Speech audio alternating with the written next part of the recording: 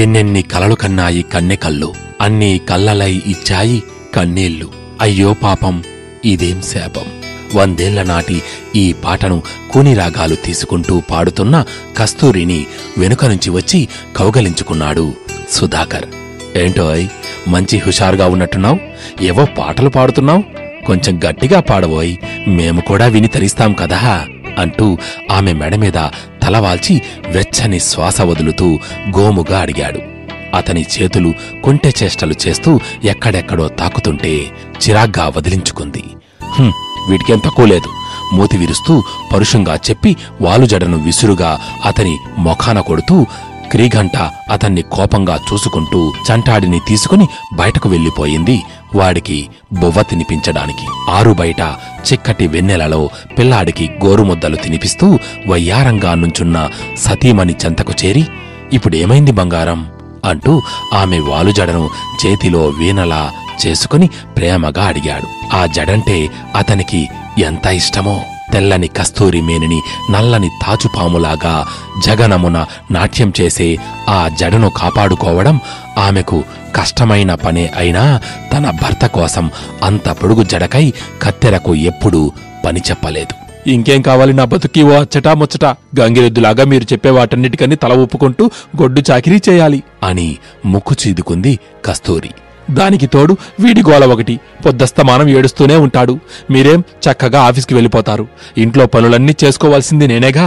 ఆపై వారం వారం వచ్చిపోయే మీ చుట్టాలు పట్టాలు, వారికి నేను చేసే సేవలు, పట్నం వెళ్ళిపోయి ఒంటరిగా బతుకుదామంటే మీరు ఒప్పుకోరే. ఏం చేస్తాం, నా కర్మ చిరాగ్గా చెప్పింది.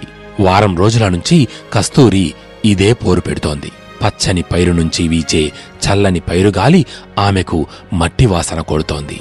సాయంకాలపు సూర్యుడికి వీడ్కోలు చెబుతూ కబుర్లతో కాలక్షేపం చేసే పల్లెవాసులు ఆమెకు పాత చింతకాయ పచ్చడిలా కనిపిస్తున్నారు.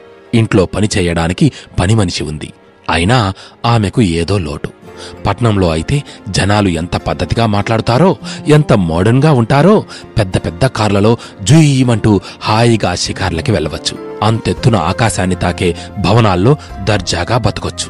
అక్కడ ఇల్లు ఓడవడానికి, పిల్లల్ని ఆడించడానికి, వంట చేయడానికి, మనతో కబుర్లు చెబుతూ కాలక్షేపం చేయడానికి రోబోలు ఉంటాయి. మనం తీరిక వేళల్లో పార్టీలు చేసుకుంటూ జీవితాన్ని ఎంజాయ్ చేసుకుంటూ ఉంటే సమయం ఇట్టే గడిచిపోతుందనుకో. కస్తూరి తన స్నేహితురాళ్లతో ఎప్పుడూ చెబుతూ ఉంటుంది ఈ మాటలు. ప్రకృతిలో మమేకమవుతూ ఈ పల్లెవడిలో సేద తీరాలంటే పెట్టి పుట్టాలి తెలుసా. కోట్ల రూపాయలు ఖర్చు చేస్తూ పట్నం వాసులు కూడా పల్లెకి పోదాం చలో చలో అంటూ బారులు తీస్తుంటే నువ్వేంటి పట్నం పోదామంటూ గోల పెడుతున్నావు? కిసుక్కున నవ్వారు స్నేహితురాళ్ళు. దూరపు కొండలు నునుపు అన్నట్టు ఎంతో డబ్బు వెచ్చిస్తే గాని దొరకని పల్లె జీవితాన్ని కస్తూరి చేదరించుకుంటుంటే ఇటువంటి లైఫ్ స్టైల్ కోసం ఆరాటపడి చేజిక్కించుకున్న ఆమె స్నేహితురాళ్ళు ఆమె అమాయకత్వం చూసి నవ్వుకున్నారు. బావిలో కప్పలు, మీకేం తెలుసు, మీరు ఉన్నదే ప్రపంచం అనుకుంటున్నారు. బయట లోకం పోకడలు ఎరిగిన దానిని, కాస్తో కూస్తో చదువుకున్న దాన్ని కాబట్టి అన్నీ తెలుసుకుంటూ ఉంటాను. ఉసూరు అంటూ పల్లెటూరులో బ్రతకడం నా వల్ల కాదు తల్లి. ఓల్డ్ ఈజ్ గోల్డ్ అంటూ పాత చింతకాయ పచ్చడి పేర్లు పెట్టారు. కనీసం మన బ్రతుకైనా మోడర్న్ గా ఉండని 2095 సంవత్సరంలో ఉన్నాం. ఇప్పుడు మళ్లీ వెనక్కు వెళ్లి చూసేదేముంది? కస్తూరి నీరసంగా వాపోయింది. మోడల్ పల్లెలు పేరుతో సిటీ లైఫ్ కి దూరంగా ప్రశాంతమైన జీవనం సాగించడానికి ఆధునికతను త్యజించి కేవలం అత్యవసర సమయాల్లో మాత్రమే సాంకేతికతను వినియోగిస్తూ ప్రశాంతంగా గడపడానికి ఏర్పాటు చేసిన ఈ మోడల్ విలేజ్ లో కస్తూరి కుటుంబం చాలా ఏండ్ల కిందటే వచ్చి నివాసం ఏర్పాటు చేసుకోవడంతో ఆమె చిన్నప్పటి నుంచి ఆ పల్లెలోనే పెరిగింది. ఆ పల్లెలో చుట్టూ ఏర్పాటు చేసిన జామర్ల వల్ల హాని చేసే రేడియో తరంగాలు, సెల్ఫోన్ టవర్లు లేకుండా ప్రకృతిని ఆస్వాదిస్తూ హాయిగా సేద తీరుతూ ఒక వినూత్న ప్రపంచంలో విహరిస్తారు ఆ పల్లెవాసులు. ప్రభుత్వానికి భారీ మొత్తం చెల్లించి అక్కడ ఆవాసం ఏర్పాటు చేసుకోవచ్చు. 100 ఏళ్ల నాడు పల్లెలు ఎలా విలసిల్లాయో అచ్చంగా అలానే పాడి పంటలు, సెలయేళ్లు, కొండకోనలు, ప్రకృతి అందాలను ఆరబోసి పల్లె జనాల జీవన విధానాలు, సంస్కృతి సంప్రదాయాలను ప్రతిబింబించే పండుగలు, కళాకృతులతో అలరారుతూ మైమరపించే విధంగా ఉంటాయి. ఎప్పుడో మర్చిపోయిన వినసొంపైన భాషలను, జానపదులను నేర్పిస్తూ చక్కటి పల్లె జీవితాన్ని, వాతావరణాన్ని కల్పిస్తారు. ఏనాడో చేజారిపోయింది అనుకున్న ప్రశాంతమైన భూతల స్వర్గం కృత్రిమంగా అయినా కల్పించి కోట్లాది రూపాయలకు ఈ ఆవాసాలను అమ్ముతున్నారు. వినడానికి విడ్డూరంగా ఉన్నా ఇటువంటి స్వర్గాన్ని వదిలి పట్నం పోవాలని ఆశపడుతోంది కస్తూరి. చిన్న వయసు నుంచి ఇదే పల్లెలో పెరగడంతో పల్లెకు కొత్తగా వచ్చే పట్నం వాసుల కబుర్ల మాయలో పడి నగర జీవితం మీద వ్యామోహం పెంచుకుంది. ఆ నోటా ఈ నోటా విన్న పట్నం కబుర్లు తలకెక్కించుకొని పట్నం పోయి మోడర్న్గా బ్రతకాలని ఆరాటపడుతోంది. అందుకే ఈ దంపతుల మధ్య ఈ కీచులాట. చివరికి కస్తూరి పంతం నెగ్గింది. సుధాకర్ పట్నం వెళ్లడానికి ఒప్పుకున్నాడు. ఇంటి పోరు భరించడం ఈశ్వరుడి తరం కూడా కాదు అన్నట్టు ప్రమోషన్ మీద పల్లెటూరుకి ట్రాన్స్ఫర్ అయిన సుధాకర్ మళ్లీ పట్నం హోరును భరించడానికి వెనక్కి వస్తున్నాడని తెలిసి అతని సహోద్యోగులు ముక్కున వేలేసుకున్నారు. ఆధునికత వెర్రితలలు వేస్తే ఎలా ఉంటుందో అనేదానికి నిదర్శనం ఈ పట్టణాలు. మొత్తం ఎలక్ట్రానిక్ మయం. కృత్రిమ మేధస్సుతో ఏ చిన్న పని చేయడానికైనా రోబోలు ఉంటాయి. పట్నం వాసులకి అత్యంత ముఖ్యమైనది సమయం. అందుకే వంట పనులు, ఇంటి పనులు, పిల్లల పెంపకం ఇలాంటి పనులన్నిటికీ రోబోలను ఏర్పాటు చేసుకున్నారు. ఆకాశాన్ని తాకే ఎత్తైన భవనాలు, మచ్చుకు కానరాని పచ్చదనం, కాలుష్య కొరలకు భయపడి ముఖానికి ముసుగు వేసుకుని యాంత్రికంగా కదులుతున్న మనుషుల్లో రోబోలను వెతుక్కుంటూ కస్తూరి విస్తుబోయి చూస్తోంది. వెల్కమ్ టు ఈ సిటీ. రోబో పలకరింపుతో సిటీని ఆశ్చర్యంగా చూస్తున్న కస్తూరి ఈ లోకంలోకి వచ్చిపడింది. ఈ రోబో పేరు సోఫీ. కంపెనీ వాళ్లు తమ ఉద్యోగులకు అన్ని పనుల్లో సహకారం అందించడానికి, ఉద్యోగులు ఇంకా మెరుగైన సేవలు అందించడానికి రోబోను సహాయకారిగా ఇస్తారు. ఈ రోబో వారికి అన్ని పనులను చేసి పెడుతుంది. వారి భాషలో మాట్లాడుతూ అన్ని రకాల సేవలను అందిస్తుంది. ఏంటండి, ఈ రోబో అన్ని పనులు చేసి పెడుతుందా? కళ్ళింత చేసుకుని తన భర్తను అడిగింది కస్తూరి. అన్ని పనులు. ఆ పని కూడా, సుధాకర్ చిలిపిగా నవ్వుతూ చెప్పాడు. అతడి కాళ్ళు గట్టిగా తొక్కింది కస్తూరి. చూస్తూ ఉండగానే వారాలు, నెలలు దొర్లిపోయాయి. తలకు మించిన వృధా ఖర్చులకు, విలాసాలకు సుధాకర్తో పాటు కస్తూరి కూడా ఉద్యోగం చేస్తే గాని ఇల్లు గడవని పరిస్థితి. దాంతో బాబుని ఇంటి పనులకు రోబో సోఫీకి అప్పగించేసింది కస్తూరి. భార్యాభర్తలు కలిసి మాట్లాడుకునేందుకు కూడా సమయం చిక్కట్లేదు. ఓ ముద్దు ముచ్చటా లేదు. సరస సల్లాపాలు అసలే లేవు. సోఫీతో పాటు తాము రోబోల్లా అది వండింది ఇంత తినడం, కొద్దిసేపు పడుకోవడం, బాబుని ఆడించడం, మళ్లీ ఉద్యోగానికి వెళ్లిపోవడం. ఇలా యాంత్రిక జీవనంలో చూస్తూ ఉండగానే అందులో భాగస్వామి అయిపోయింది కస్తూరి. సోఫీ చేస్తున్న రుచీపచ్చి లేని వంటలు తిని ముఖం మొత్తినా బాబుని పెంచే పని మాత్రం తీరింది అని తెగ ముచ్చట పడిపోయింది కస్తూరి. వీళ్లు వచ్చేసరికి బాబు హాయిగా నిద్రపోతూ ఉంటున్నాడు. రాత్రులు ఒకవేళ వాడు ఏడ్చినా సోఫీ వాడిని ఎత్తుకుని లాలిస్తుంది. దాంతో వాడి ఏడుపు తప్పింది అని కస్తూరి ఆనందపడినా ఏదో మూల బాబును మిస్ అవుతున్నానని ఆమె తల్లి హృదయం మదనపడింది. అవును, వాడితో గడిపేందుకు సమయమే చిక్కట్లేదామెకు. ఇప్పుడు ఆమె కోరుకున్న జీవితం ఆమె సొంతం. ఆకాశాన్ని తాకే భవనంలో 201వ అంతస్తులో ఎటువంటి బాదరబందీ లేకుండా ఉంది. గతంలోలాగా ఆప్యాయంగా వచ్చి పలకరించే చుట్టాలు లేరు. కష్టసుఖాలను పంచుకునే స్నేహితులూ లేరు. అందరూ వారి వారి బిజీ లైఫ్లో మునిగిపోయి ఉన్నారు. ఎవరితో అయినా మాట్లాడాలనుకుంటే వర్చువల్ స్క్రీన్స్ ఉన్నాయి.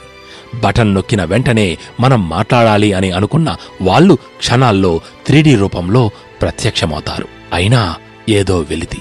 ప్రత్యక్షంగా కలిసి ఆలింగనం చేసుకుని వారిని అనుభూతి చెందడానికి, స్క్రీన్ మీద కృత్రిమంగా చూడడానికి తేడా ఉంటుంది కదా. చీమల్లాగా ఏదో సాధించాలని ఆరాటపడుతూ ఉరుకుల పరుగుల జీవనంలో తలమునకలైపోయారు. కస్తూరికి ఆమె కోరుకున్న జీవనమే దొరికినా ఏదో తెలియని లోటు. ఇది అని చెప్పలేని ఫీలింగ్తో సిటీకి వచ్చి తప్పు చేయలేదు కదా అని ఆలోచిస్తూ స్నానం చేస్తున్న కస్తూరి, మేడం, మీ వీపు భాగంలో సబ్బు నొరగా ఉండిపోయింది అన్న సోఫీ మాటలతో ఉలిక్కిపడి ఆలోచనల నుంచి బయటకొచ్చింది. గోడల వెలుపల నుంచి కూడా చూడగల శక్తి ఉన్న సోఫీని తలుచుకొని స్నానం ముగించి వచ్చింది. ప్రతిదీ దీనికి తెలిసిపోతుంది. అసలు ఈ రోబోకే కాదు, ఇప్పుడున్న టెక్నాలజీ సహాయంతో ఎవరైనా ఎక్కడైనా చూడొచ్చు. అందరికీ జియో ట్యాగులు ఉంటాయి. వారి కదలికలను ప్రతి నిత్యం కెమెరా కళ్ళు గమనిస్తూనే ఉంటాయి. అస్సలు ప్రైవసీ లేదు. స్నానం చేస్తున్నా, బట్టలు మార్చుకుంటున్నా, కాలకృత్యాలు తీర్చుకుంటున్నా, ఆఖరికి భర్తతో ఏకాంతంలో ఉన్నా ఎవరో చూస్తున్నారు అనే ఆలోచన ఆమెను వెంటాడుతోంది. ఆమెను నిలకడగా ఆ భావన ఉండనివ్వట్లేదు. ఆమె ప్రవర్తనతో విసుగు చెందిన సుధాకర్ కూడా ఆమెను పెద్దగా పట్టించుకోవడం మానేశాడు. ఎన్నాళ్ళు తన చుట్టూ అల్లుకుపోయిన సుధాకర్ ఇప్పుడు ఆమెను తప్పించుకు తిరుగుతున్నాడు. అనుమానం వచ్చి అతని ల్యాప్టాప్, అతని జియో ట్యాగ్ను హ్యాక్ చేసిన ఆమెకు చేదు నిజాలు బయటపడ్డాయి. మనుషుల కన్నా రోబోలే మేలనుకున్నాడా? ఇందులో నా తప్పేమైనా ఉందా? నిరంతరం ఎవరో చూస్తున్నారనే భయంతో గడుపుతున్న నా పట్ల విసుగు రావడం సహజమే కదా. ఇప్పుడు మరో బిడ్డ కోసం కలిసే పని కూడా లేదు. ఎందుకంటే ఎవ్వరిని చూసినా కృత్రిమ గర్భధారణ చేస్తున్నారు. ఇక మాతృత్వంతో పనేముంది? పైగా తానిప్పుడు ఆకర్షణీయంగా కూడా ఉండట్లేదు. పని ఒత్తిడి వల్ల అతడికి ఇష్టమైన వాలు జడ కాస్త మొక్కజొన్న పీచులా అయ్యింది. తిని కూర్చోవడం వల్ల బాపు బొమ్మ కాస్త బొద్దుగుమ్మ అయ్యింది. రోజంతా ఏసీ గదుల్లో కూర్చోవడం వల్ల బయటకు చెప్పుకోలేని రోగాలు. అసలు ఆఫీసులో నలిగిపోతూ వచ్చిన ప్రాణాలకు ఇక ఆ ముచ్చట కూడానా? అంటే ఇప్పుడు మేము కేవలం బతకడం కోసం జీవించాలా అనే ఆలోచనలో పడింది కస్తూరి. కస్తూరి, ఎక్కడున్నావు? సుధాకర్ కంగారుగా అడిగాడు. ఇంటికి వెళ్తున్నానండి. డ్రైవర్ లేని కారులో వెళుతున్న కస్తూరి అతడికి జవాబు చెప్పింది. తొందరగా ఇంటికి వెళ్ళు. మన సోఫీని ఎవరో హ్యాక్ చేశారు. దాని కోడింగ్ మార్చేశారు. మన బాబు దాని దగ్గరే ఉన్నాడు. తొందరగా వెళ్లి దాని పవర్ ఆఫ్ చెయ్యి. కస్తూరి, తొందరగా వెళ్ళు. బాబును కాపాడు. అతడి స్వరంలో ఏడుపు చోటు చేసుకుంది. కస్తూరి పై ప్రాణాలు పైనే పోయాయి. తల్లి హృదయం కంపించిపోయింది. బాబు, నా బాబు అంటూ కారు వేగం పెంచే ప్రయత్నం చేసింది. క్షమించండి, డిఫాల్ట్ సెట్టింగ్స్ మార్చలేం. మీరు కంట్రోల్ రూమ్ నుంచి పర్మిషన్ తీసుకోవాలి అని వాయిస్ మెసేజ్ రావడంతో కస్తూరికి మొచ్చెమటలు పోశాయి. గుండె వేగంగా కొట్టుకుంటోంది. మెల్లమెల్లగా వెన్నులో వణుకు మొదలైంది. బాబు ఎలా ఉన్నాడో అని ఇంట్లో అమర్చిన కెమెరాతో చూసింది. సోఫీ వాడిని చాలా వేగంగా గాల్లో ఎగరేస్తూ ఊపుతూ ఉంది. వాళ్ళున్నది 201వ అంతస్తు. ఎక్కడ ఆ గాజు బంగ్లా నుంచి బాబును బయటకు విసిరేస్తుందో అని గుండెలు అరచేతిలో పెట్టుకుని పోలీసులకు ఆ బిల్డింగ్ సెక్యూరిటీకి సమాచారం అందించింది. వాళ్ళు బాబును చేరుకోవాలంటే చాలా సమయం పడుతుంది. ఎంతలో బాబుకి ఏమైనా జరిగితే అన్న ఊహే ఆ తల్లి హృదయాన్ని భయకంపితం చేసింది. టెక్నాలజీ ఎంతగా అభివృద్ధి చెందినా చావును మాత్రం తప్పించలేదు. చనిపోయిన వారిని బ్రతికించలేదు. అందుకేనేమో ఆ కాస్త మాతృత్వమైనా బతికుంది. సోఫీ కెమెరా చెంతకు చేరింది. బాబును పట్టుకుని గట్టిగా అరుస్తూ తీక్షణంగా కస్తూరిని చూస్తూ వాడిని గాల్లో మళ్లీ ఎగరేసింది. వాడు గొక్కపెట్టి ఏడుస్తున్నాడు. ఈసారి గాల్లో లేచిన బాబును మళ్లీ సోఫీ చేతిలోకి తీసుకుంది. వాడి ఏడుపు కూడా వినిపించట్లేదు. కస్తూరి గుండె ఆగినట్లయింది. బాబూ, బాబూ అంటూ ఏడుస్తోంది. సోఫీ క్రూరంగా నవ్వుతూ కెమెరా ఆఫ్ చేసింది. బాబూ అంటూ కెవ్వుమని అరచింది కస్తూరి. ఏమైంది కస్తూరి? ఏదైనా పేడకల వచ్చిందా? ఇదిగో ఈ మంచినీళ్ళు తాగు అంటూ వాటర్ బాటిల్ చేతికందించాడు సుధాకర్. కస్తూరి ఏమీ మాట్లాడలేదు. అతన్ని బేలగా చూస్తూ బాబు, బాబు అంటూ బాబుని పడుకోబెట్టిన గదిలోకి వెళ్లి హాయిగా పడుకుని ఉన్న బాబుని చేతుల్లోకి తీసుకుని ముద్దులు కురిపించింది. తనివి తీరా గుండెలకు హత్తుకుంది. ఆమె స్పర్శను గుర్తించలేని బాబు ఏడుపు మొదలుపెట్టాడు. సోఫీ బాబును తన దగ్గరకు తీసుకోగానే ఏదో మంత్రం వేసినట్టు ఏడుపు ఆపి నిద్రలోకి జారుకున్నాడు. సోఫీని, బాబుని మార్చి మార్చి వెర్రిగా చూసింది కస్తూరి. మొండిగా బాబుని మళ్లీ తీసుకోచూసింది. సారీ మేడం, మీ బాబును డిస్టర్బ్ చేయకూడదు, చట్టవిరుద్ధం. సోఫీ ఆమెను అడ్డుకుంది. నా బాబును నేను ఎత్తుకోవడం చట్టవిరుద్ధమా అన్నట్టు చూసినా పిల్లల్ని ఏడిపించే పనులు చేయకూడదనే చట్టం గుర్తుకు వచ్చి చేతుల్ని వెనక్కి తీసుకుంది. ఆమె మనసులో లేదు. మళ్లీ నిద్రపట్టక ఆలోచనల్లో పడింది కస్తూరి. బాధ్యతల నుంచి తప్పించుకుని స్వేచ్ఛగా జీవించాలని అనుకుందేగాని ఆ బాధ్యతలే తన అస్తిత్వాన్ని కాపాడే పునాదిరాళ్ళని గుర్తించలేకపోయింది. తల్లి లాలనలు అందుకోలేని తన బాబు తనని తల్లిగా స్వీకరించడం లేదు. ఎప్పుడూ తన వెంట తిరుగుతూ ప్రేమామృతాన్ని కురిపించే సుధాకర్ ఇప్పుడు తనతో మాట్లాడడానికి కూడా విముఖత చూపిస్తున్నాడు. ఏ బంధాలనైతే బరువని, కాళ్లకు సంఖ్యలని భావించి తాను దూరం చేసుకోవాలని చూసిందో ఆ బరువులు ఇప్పుడు దూరమయ్యాయి. అయినా ఎందుకో కస్తూరి సంతోషంగా లేదిప్పుడు. ఇల్లంతా పరికించి చూసింది. తనకంటూ ఏమీ లేవు. తన చివరి మజిలీలో తోడు వచ్చే ఆత్మీయ నేస్తం ఒక్కటీ లేదు. ఈ వస్తువుల కోసమా నేను ఒక వస్తువుగా మారిపోయింది అని కస్తూరిలో అంతర్మదనం మొదలయింది. గృహిణిగా బ్రతకడమంటే బానిసత్వం కాదు, బాధ్యతలను నిర్వర్తించడం మూర్ఖత్వం కాదు. ఆ బాధ్యతలే బంధనాలు వేసి కుటుంబాన్ని ఒక్కటిగా నిలుపుతుంది. కస్తూరి ఏదో తలుచుకుంటూ ఉంది. ఆఫ్టర్ ఆల్ హౌస్ వైఫ్ గా బతకడం నా వల్ల కాదు అంటూ గతంలో తానన్న మాటలు గుర్తుకొచ్చాయి. హౌస్ వైఫ్ ఆఫ్టర్ ఆల్ కాదు, అన్నిటికన్నా పెద్ద బాధ్యత. ఒక భార్యగా, తల్లిగా, కోడలిగా అందరినీ మెప్పిస్తూ అన్నింటా తానై అందరి బాగోగులు చూసుకుంటూ బ్రతకడానికి మించిన సంతృప్తి ఎందులో ఉంది అంటూ కస్తూరి మననం చేసుకుంది. ఇది బానిసత్వం కాదు, ప్రేమతత్వం. ఇంకో 100 ఏళ్లు గడిచిన గృహిణి స్థానం చెక్కు చెదరకూడదు అనుకుంటూ ఒక నిర్ణయానికి వచ్చిన దానిలా లేచి నిలుచుంది కస్తూరి. గృహిణి యొక్క గొప్పతనాన్ని చెప్పకనే చెప్పిన రచయిత్రి శ్రీ కిరణ్ విభావరి గారికి హృదయపూర్వక ధన్యవాదములు తెలుపుదాం.